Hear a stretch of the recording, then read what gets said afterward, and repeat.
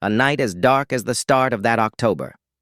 At the JFK International Airport terminal in New York, where the flash of lights and the crowd of people mingled to create a strange silence.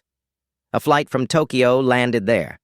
The moment the door opened, she stepped out, an ordinary girl, in whose eyes was hidden a mystery like a distant star. Her name? She didn't say.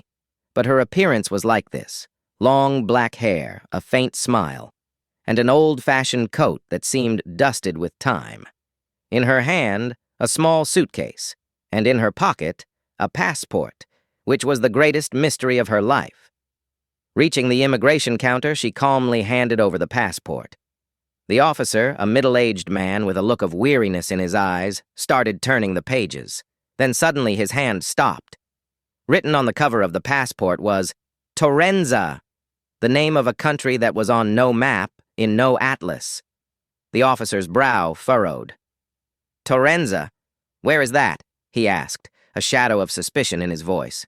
The girl just smiled, as if it was the most natural question. Torenza, she said softly, a small country in Europe, hidden in the lap of the Alps. Everything there is like a dream. Villages by the lake, old castles, and a sky that glows like stars at night. Why don't you know? The officer, surprised, called his colleague. They all gathered at the counter. They opened the passport and saw the visa stamps were strange, written in an unknown language, but everything was perfect. Her photo, her name, everything matched. Even the biometric scan was done without any problem. The machine accepted her, as if she was part of this world. But Torenza? They searched on the computer. Nothing. On Google Maps? Blank. On the UN list? Number.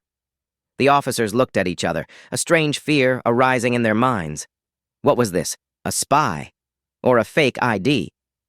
But the girl was calm with no fear in her eyes. She only said, I have wanted to come here for a long time. In our country, they say the world is like a book. Sometimes we turn the page and look for a new chapter.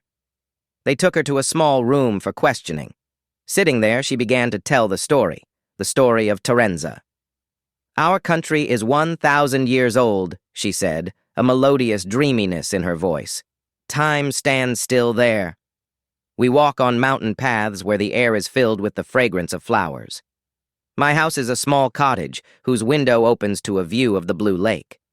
I came from there because my dream was to see this city, the city of light, where people's dreams flutter. The officers listened, but their suspicion grew. They phoned the higher office, checked the database, nothing. But she had a picture hidden inside the passport. A beautiful scene, mountains and a lake, but no familiar place. The night deepened. They arranged for her to stay at a hotel, asking her to wait until the next day. The girl smiled. Okay, I will wait.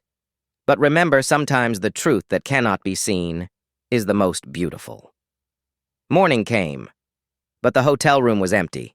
Her suitcase was gone, the passport was gone, only a small piece of paper left on the table, which read, Thank you, New York. Returning to Torenza. Don't forget to dream.